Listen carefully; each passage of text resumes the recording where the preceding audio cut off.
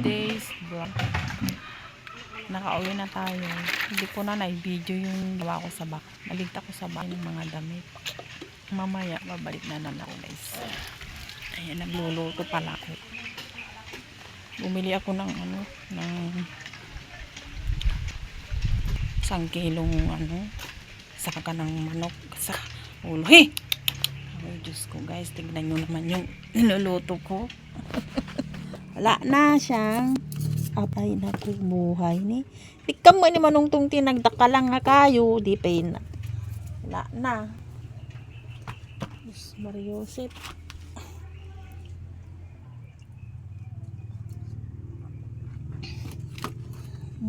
Kaya po. Diyos ko, buhay ni anin.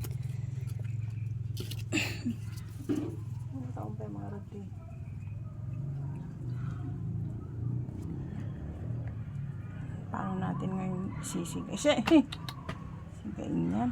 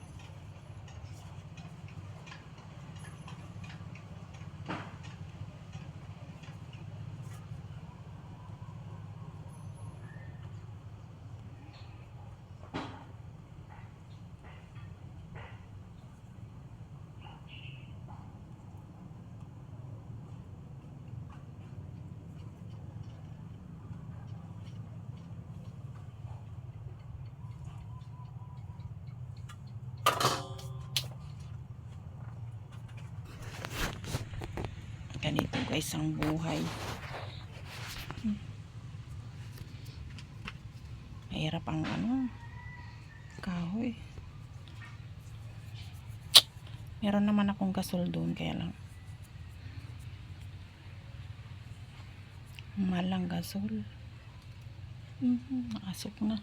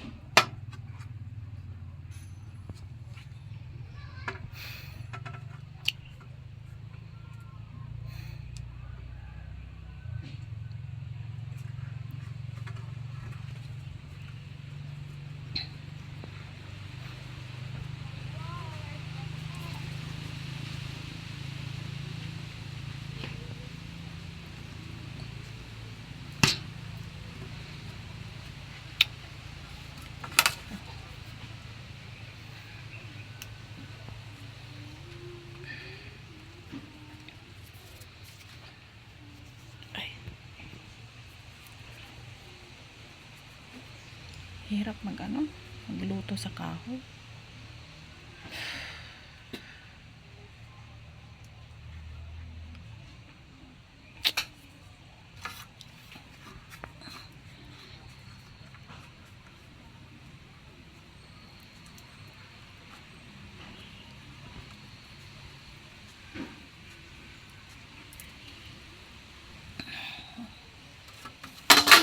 Lord.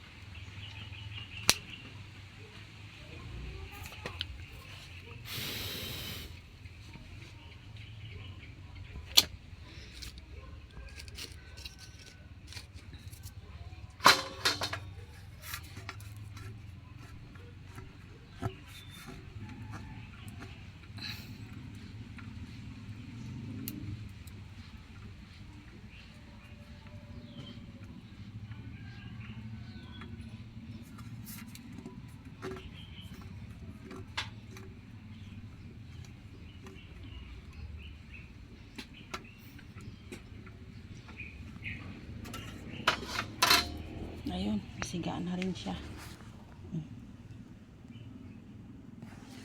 Gosh. Ayun na yun ko pa naman.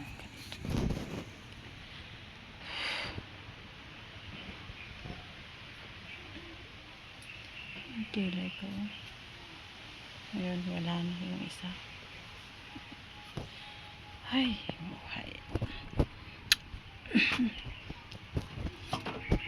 Gutom na ako. Ano na yung tiyan ko? Nagagalit na yung alaga ko sa tiyan. Ay.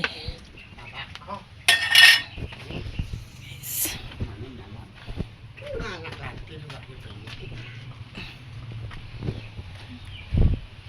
Ayan. Sana naman hindi umabot yung tubig dito kung halimbawa man kasi nung guys, nung nagbaha nung 2 years ago yata yun, yung malaking baha dito sa amin, yung malaki yung baha hanggang doon yung tubig yun. Pag magbaha ulit, ayan na, dyan na sila pupunta sa yan. Pero sana hindi naman na mangyari yun kasi hirap ng mabaha din.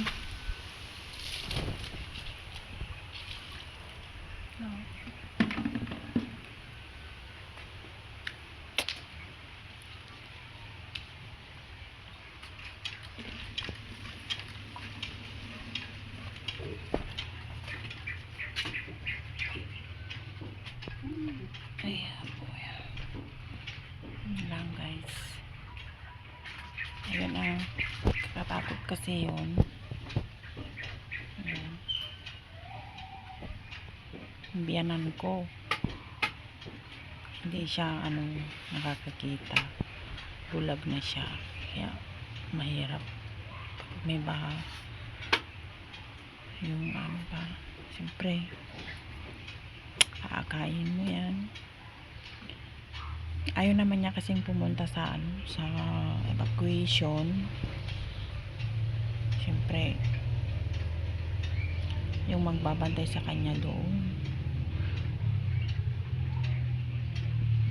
hindi naman ako pwede kasi babalik din ako mamaya.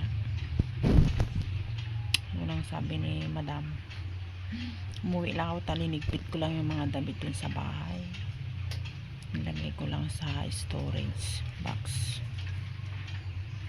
tapos lalagyan na lang ng mamaya ng trapal yun kung halimbawa man magbagyo. At sana hindi naman kung malakas yung bagyo, kung hindi pa pala rin yung bahay namin at bibigay, at least may may trapal na nakatalukbong dun sa mga damit namin, hindi siya mababasa. Sana naman hindi siya masyadong malakas, saka sana malusaw na lang yung bagyo. Nakakapobia na yung bagyo na malakas.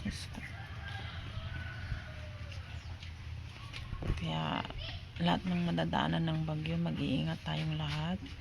Ngayon pa lang na tayo, gagawa na tayo ng mga mga bangka ganon, kasi kung halimbawa man di may bangka, mayroong kahit yung lang, yung mga kahoy na yung kawayan ganon, ipunin mo yung kahoy tapos yung kawayan, tapos lagyan mo ng tatalian mo. O kung halimbawa man di meron pwedeng kung malaki yung tubig, kailangan paghandaan natin yung tubig yung tubig ang mahirap kalaban, lalo na may mga anak ka. Kung alam mo na hindi safety yung bahay mo, lumikas ka na lang, punta ka na lang sa evacuation kasi hindi natin alam kung parang doon sa Cebu, hindi sila parang ang lang nila yung bagyo, hindi nila akalain na babaha doon. Yun, daming namatay, kawawa sila doon, yung mga bahay nila, yung mga nila, yung kabuhayan nila doon. Ang hirap bumangon pag nabaha ka, nabaha lahat, yung wala ka man lang nailigtas. Mahirap. Kaya dito rin problema ko dito, wala silang kahoy.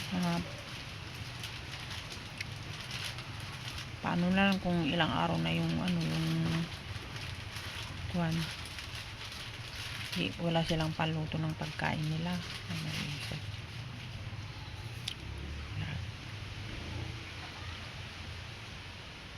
Sige guys, bye bye, thank you for watching, please subscribe my channel, bye bye.